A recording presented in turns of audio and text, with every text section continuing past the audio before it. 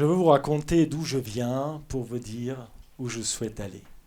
Je m'appelle Arak Hachadourian, citoyen du monde, arménien d'origine, né au Liban, français, européen, marseillais et célibataire.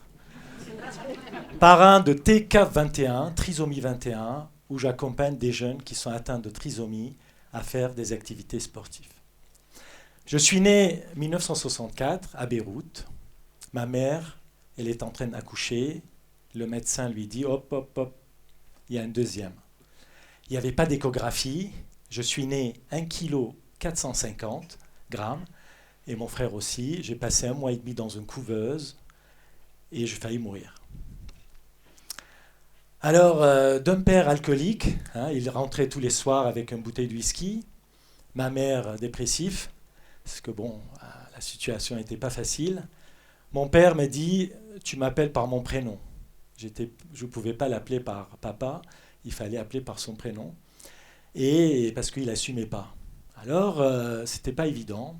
À 6 ans, je commence le scoutisme. Ça m'a apporté énormément, le scoutisme. À l'âge de 9 ans, la guerre a commencé au Liban, malheureusement. Et je commence à décrocher à l'école. Ça allait pas très fort. On allait, les écoles fermées, on s'échappait à la montagne. Enfin, c'était pas évident.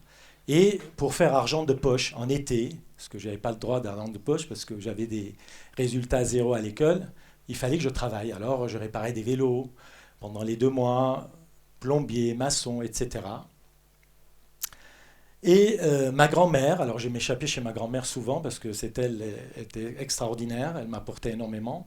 Et chaque fois, je gagnais un peu d'argent, elle me disait, si tu gardes, je double la mise. Alors, c'était génial. Alors, j'économisais comme ça. Je lui disais, j'ai 10 euros. Alors, elle ajoutait 10. Et après quelques années, j'ai 15 ans, je rentre dans le métier de la joaillerie. Alors, quand j'ai dit joaillerie, c'est pour faire le café au patron. Balayer, faire les courses, etc. Et je le regarde faire. Alors, j'adore. Je retourne à l'école. Le directeur a dit, vaut mieux qu'il apprenne un métier, ce garçon. Je quitte l'école et je rentre dans le métier de la joaillerie. Alors, chaque fois que je le regarde, il me dit, va me faire un café. Et on m'avait dit qu'il faut voler le métier, alors il faut regarder comment il fait pour apprendre. Alors, je commence à regarder, et je commence à lui demander de me donner un peu de travail. Il commence à me donner du travail, je commence à polir, souder, etc. 19 ans, la guerre ne s'arrête pas. Je décide de venir à Marseille chez mon oncle. J'ai la chance d'avoir à Marseille un oncle. J'arrive à Marseille, mais à la va-vite, un sac pour 3 mois. Je viens et je dis à mon oncle, voilà, je suis là. Mais en arrivant, sans parler un mot de français, 100 euros en poche, et la chance d'avoir un métier. Alors, mon oncle il m'a trouvé du travail tout de suite. Alors, je commence à travailler. Et je commence à avoir mon premier salaire qui était le SMIC à l'époque.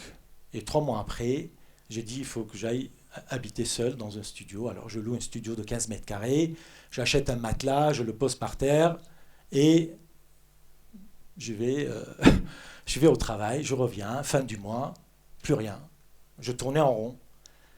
Et comme ma grand-mère m'avait dit il faut que tu économises, alors le matin je me levais, au lieu de manger 2 croissants le matin, je mangeais un seul. À midi, un sandwich avec un soda. J'ai éliminé le soda pour économiser. Et le soir, olives et du fromage. Et je commençais à économiser. Et la première somme que j'ai économisée, j'ai acheté le matériel bijouterie, où j'ai mis dans mon 15 mètres carrés. Mais il n'y avait pas de place pour travailler. Alors je change d'appartement, je passe à 115 mètres carrés. J'installe le matériel et j'ai dit à mon patron, tu peux me donner du travail, je peux faire des heures sup. Alors il commence à me donner du travail. Je me lève à 5 heures du matin chez moi, je travaille jusqu'à 8h30, de 9h, 19h chez mon patron, et de 19h jusqu'à 2h du matin chez moi. Je triple mon salaire, et au bout de 5 ans, j'économise la somme pour ouvrir mon propre magasin. Parce que j'avais promis à ma grand-mère d'ouvrir mon propre magasin le plus tôt possible. J'ouvre le magasin, j'achète, l'État m'a prêté un peu d'argent, j'achète un peu d'or, je fabrique mon premier bijou, je le vends, j'en fabrique 2, je les vends, j'en fabrique 4, je les vends. Et pour ne pas perdre de temps dans la circulation, j'achète l'appartement au-dessus, à crédit bien sûr, pour que à 4h50 quand je me lève, que je sois au travail à 5h du matin. Le thé dans le micro-ondes, 3 minutes pour chauffer et 2 minutes pour descendre du 3e étage au rez-de-chaussée. Et c'est comme ça, je travaillais énormément.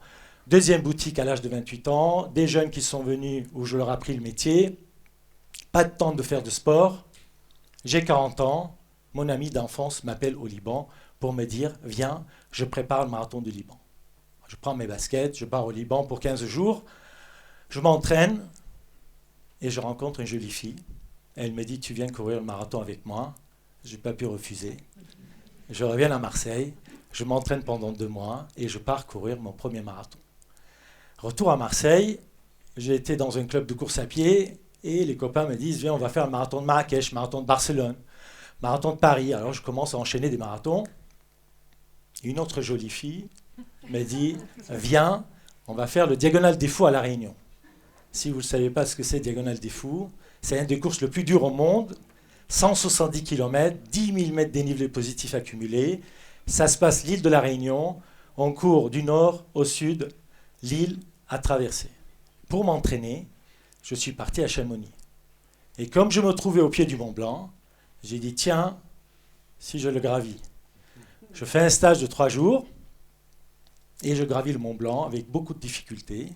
Arrivé au sommet, extraordinaire, lever du soleil, à 6h30 du matin, j'ai dit, tiens, je veux gravir d'autres sommets.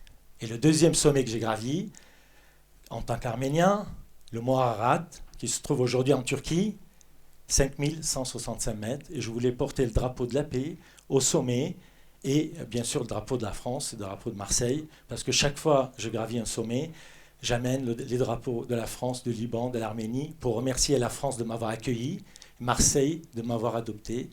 C'est comme ça que je remercie à chaque fois. J'ai dit, c'est pas encore ça, parce que chaque fois mon père, que je lui disais, je fais ci, je fais ça, il me faisait bof. Alors je me dis bof, il faut que j'aille encore plus haut.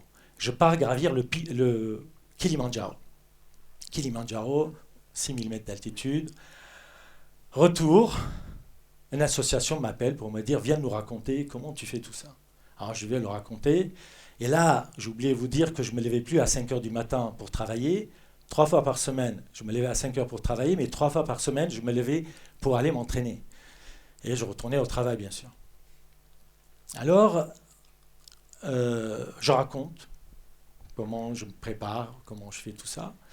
Et à la fin de la conférence, c'était en 2013, je retourne vers le président de l'association en lui disant, dans 2 ans, c'est le 100e commémoration au génocide des Arméniens, et pour tous les génocides qui ont été perpétrés 20e et 21e siècle, je souhaite aller au plus haut sommet du monde pour délivrer un message de paix, de mémoire et de reconnaissance. Mais il faut que vous m'aidiez financièrement, ça coûte 50 000 euros. Il me dit, banco, il y a 80 000 Arméniens à Marseille, si chacun donne 1 euro, on peut récolter. J'ai dit, banco. Moi, je rentre chez moi, j'ai dit, ça ne suffit pas d'avoir gravi ces 3 sommets, il faut que j'aille gravir d'autres sommets un peu plus hauts. L'Everest, 8848 mètres. J'ouvre mon ordi, je regarde, j'ai vu que je pouvais aller Pérou, Bolivie, Équateur, Sajama, Cotopaxi, Chimborazo, Huascarán, 6000, 6003, 6005, 6700 mètres d'altitude, et d'autres sommets de 4000 et des 5000 pour l'acclimatation. Je fais en 36 jours 9 sommets. Retour à Marseille, je dis bof, ça ne suffit pas, il faut que j'aille encore plus haut. Je pars gravir le pic Lénine en Kyrgyzstan, 7124 mètres. 2015, je pars pour l'Everest. 25 avril, je me trouve au camp de base, tremblement de terre. 23 000 morts à Katmandou, 20 alpinistes morts, 60 blessés. Moi, je faillis mourir. Je reviens à Marseille, à l'aéroport, il y avait les journalistes, première page de la Provence, le rescapé de l'Everest. Et j'ai dit, je repars l'année prochaine pour apporter le drapeau de la paix au sommet. L'année d'après, 2016, je repars. Camp de base, 5200 mètres d'altitude, 5 jours. Après 6450 mètres, 35 jours, à -20 le soir. C'est comme si vous dormez dans un congélateur. Après ça, 3 camps d'altitude, 7100, 7900, ça s'appelle zone de la mort. À partir de là, si ça se passe quelque chose, vous restez sur place. 8300, j'arrive à 18h, et là, on va partir à 20h30 au sommet. Pourquoi 20h30 ? Parce que le temps est stable et c'est plus facile de monter avec le frontal au sommet. 12 heures pour faire les 548 mètres dénivelé positifs. 12 heures. Ce que je peux faire ici à 1h30, ce genre de dénivelé, là-bas, 12 heures. Il y en a qui mettent 14, il y en a qui mettent 17 heures. J'arrive au sommet le 22 mai, 8h30 du matin, et je pose le drapeau de la paix au sommet. Et retour à Marseille, enfin retour au camp de base, plutôt, mes pieds ils commençaient à noircir, je commence à avoir des nécroses aux orteils. Je change mon billet d'avion, je rentre à Marseille, je vais à la Timone, ils me disent on va vous amputer. Je dis oh là on se calme, on va voir d'autres médecins. Ah, ils m'ont sauvé les pieds, j'ai perdu les bouts de mes gros orteils. Mais j'oublie de vous dire que j'ai écrit une lettre au président Erdogan à 5200 mètres d'altitude pour lui demander de reconnaître le génocide des Arméniens perpétré par l'Empire ottoman. Et c'était adressé à tous les présidents dans le monde. Et je me suis dit, il faut que je lui amène la lettre. Et mes amis m'ont dit, comment tu vas lui donner la lettre ? J'ai dit, je vais aller en courant. En 2018, le 7 avril, je suis parti en courant de Marseille à Erevan. Marseille, Monaco, Italie, Slovénie, Croatie, Serbie, Bulgarie, Grèce, Turquie, Géorgie, Arménie. 4550 km, un marathon par jour, pendant 107 jours. Et au retour, je me dis, bof, il faut que je fasse quelque chose d'autre. Alors là, j'ai décidé de partir à Beyrouth, mais c'était en 2019-2020. Malheureusement, Covid, je n'ai pas pu le faire, et là, je l'ai fait récemment, 2023. Le 22 mai, je suis parti à la rame, de Marseille à Beyrouth, 3600 km, 88 jours, et je suis arrivé le 22 août au Liban. Pour réussir, mon secret pour réussir, c'est rêver. Rêver, c'est que quand j'étais à l'école, je voyais les photos des mécènes qu'ils ont créé l'école, ils ont financé l'école, et je voulais devenir un mécène un jour et transmettre du savoir. J'aurais aimé être professeur, être enseignant pour transmettre du savoir. Ça, je trouve que c'est un des plus beaux, un des plus durs métiers du monde.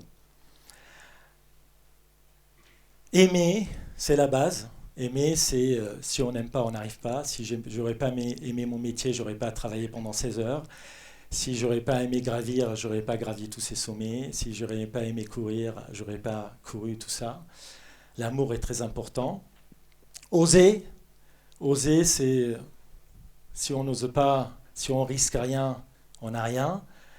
Et être déterminé. Alors les promesses que je fais à chaque fois que je pars, pour les enfants malades, pour ma grand-mère, les promesses que je fais à mes amis, c'est ça qui me tient pour aller au bout. Et croire. Croire, il faut y croire à ses rêves. Et c'est comme ça on arrive aussi à se surpasser.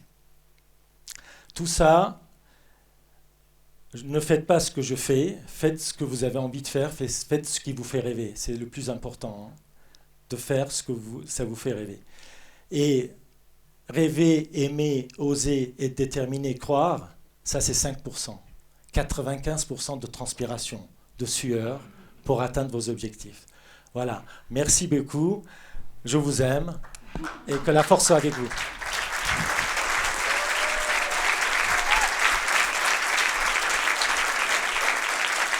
Merci.